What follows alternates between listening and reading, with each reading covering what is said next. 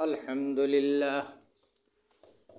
لله حمدا كثيرا طيبا مباركا فيه والصلاة والسلام على خير الأنبياء والمرسلين وعلى آله وصحابه وأزواجه وذريته أجمعين. أما بعد فأعوذ بالله من الشيطان الرجيم. بسم الله الرحمن الرحيم.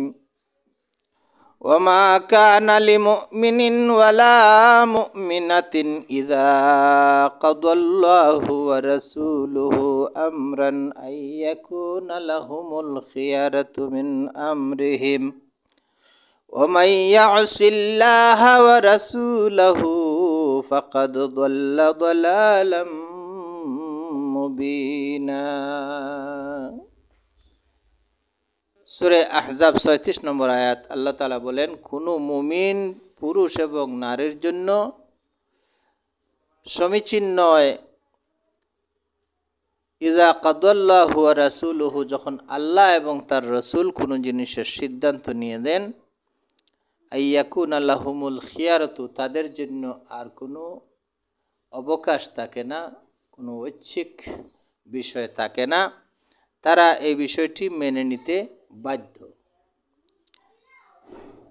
ওমাই ইয়াসিল্লাহ ওয়া রাসূলাহু, আর যে ব্যক্তি আল্লাহ এবং তার রাসূলের অবাধ্য হবে, ফাকাদ দাল্লা দালালাম মুবিনা, নিশ্চয়ই সে প্রকাশ্য গোমরাহ হয়ে গেল।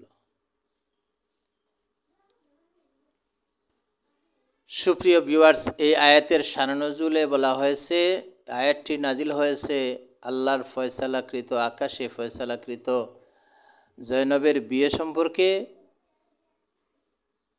জয়নবের বিয়ের সিদ্ধান্ত স্বয়ং আল্লাহ নিয়েছেন, সুতরাং রাসূলের সাথে বিবাহ হবে।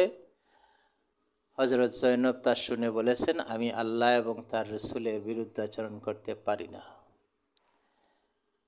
অথবা শানে নজুল হিসাবে বলা হয়েছে যে আয়াতটি নাজিল হয়েছে হযরত জুলাইবিব সম্পর্কে। জুলাইবিব নামক একজন সাহাবী, যিনি বনু সালাবার শাখা গোত্রের সদস্য ছিলেন, যিনি একজন কালো মানুষ ছিলেন, বেটে বা খর্ব হাঁটু আকৃতির ছিলেন,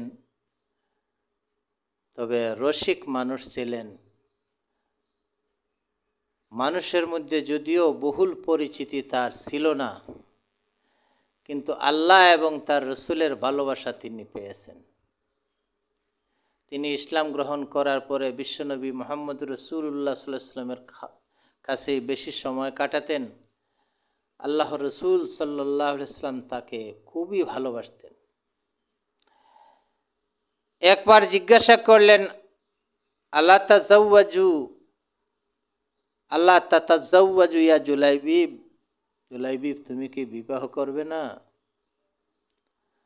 হযরত জুলাইবিব বললেন, কুলতু ইয়া রাসূলাল্লাহ ওয়া মান ইউযাওয়িজুনি, আমি বললাম, হে আল্লাহর রাসূল, কোন ব্যক্তি আছে যে আমার কাছে মেয়ে বিবাহ দিবে? আমাকে লোকেরা দূরে রাখে, আমি কালো বর্ণের বলে। বিশ্বনবী মুহাম্মদ রাসূলুল্লাহ সাল্লাল্লাহু আলাইহি ওয়াসাল্লাম নিজে ঘটক হয়ে মদিনার একজন আনসারী সাহাবীর মেয়ে, যে ছিল হুরে মদিনা, মদিনার একটি হুর, সেই হুর বিশ্ব সুন্দরী, তৎকালীন বিশ্বের সুন্দরী নারীর সাথে বিবাহের প্রস্তাব দিলেন তার বাবার কাছে। সেই বাবা বললেন, আমি আমার স্ত্রীর সাথে আলাপ করতে হবে, স্ত্রীর সাথে আলাপ করে জানাবো। তিনি তার স্ত্রীর সাথে আলাপ করলেন। তার স্ত্রী বললেন, এটা তো হতেই পারে না, অনেক গোত্রের সুন্দর সুন্দর ছেলের জন্য আমার মেয়ের প্রস্তাব এসেছে, আর আমি কিনা একজন কালো কুৎসিত এক ছেলের সাথে বিবাহ দিয়ে দিব, এটা হতেই পারে না। সেই সাহাবীর মেয়ে আড়াল থেকে শুনছিলেন। তিনি শুনে বললেন, তোমরা কার নির্দেশ অমান্য করতেছ? যে বিষয়ে আল্লাহ এবং তার রসুল রাজি, বিশ্বনবী মুহাম্মদুর রাসূলুল্লাহ সাল্লাল্লাহু আলাইহি সাল্লাম প্রস্তাব দিয়েছেন, আর তা কি তোমরা ডিনাই করতে পারো? কখনোই না, আমি এই বিয়েতে রাজি আছি। যেহেতু আল্লাহ রসুল সাল্লাল্লাহু আলাইহি সাল্লাম রাজি, সেই জন্য আমিও রাজি আছি।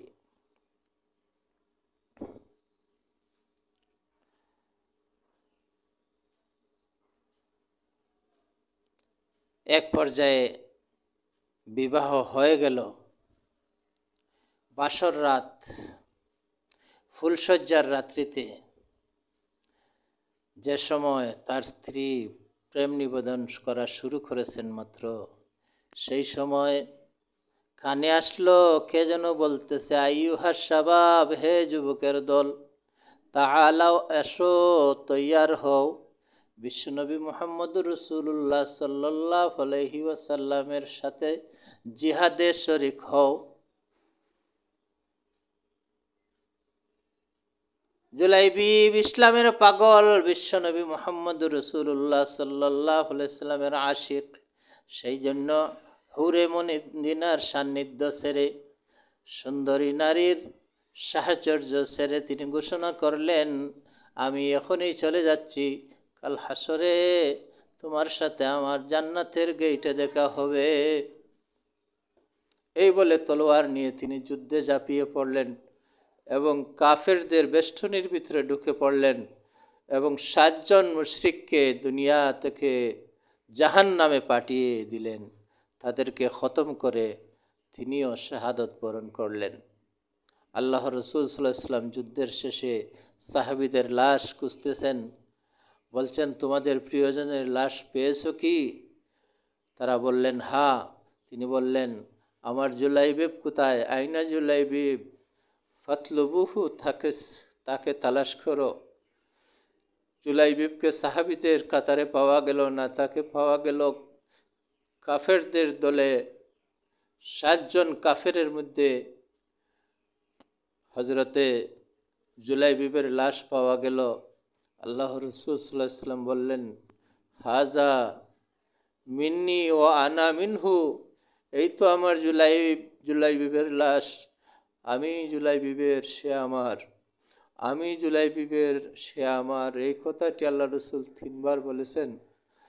তার মাথাটি আল্লাহ রসুল সাল্লাল্লাহু আলাইহি ওয়াসাল্লাম নিজের রান মুবারকের উপরে রেখেছেন, নিজের হাতে কবর দিয়েছেন। হযরত জুলাইবিবকে আল্লাহ রসুল সাল্লাল্লাহু আলাইহি ওয়াসাল্লামের হাতে 4 দাফন কাফন হলো। তিনি সেই ভাগ্যবান সাহাবী হযরত জুলাইবিব। আল্লাহ রসুল সাল্লাল্লাহু আলাইহি ওয়াসাল্লাম বলেন, আমি ডান দিকে চেয়ে দেখলাম, আমার জুলাইবিবকে যে জান্নাত দেওয়া হয়েছে, সেই জান্নাতের আকৃতি আল্লাহ তাআলা আমাকে সামনে তুলে ধরেছেন, এবং তাকে যে হুর দিয়েছেন, সেই হুরের পণ্ডলী পর্যন্ত, পায়ের নলা পর্যন্ত আমি দেখতে পেয়েছি। আমি মাথা নিচু করে দিয়েছি। আমার জুলাইবিবের সেই হুর আল্লাহ তাআলা দান করেছেন, সেই হুরের দিকে তাকানোর অধিকার আমার নাই। হযরত জুলাইবিব দুনিয়াতেও সফল হলেন, পরকালেও সফল হলেন। আল্লাহুম্মা ইন্নী আসআলুকা শাহাদাতান ফি সাবিলিকা ওয়াজআল মাউতি বিবালাদি রাসূলিকা।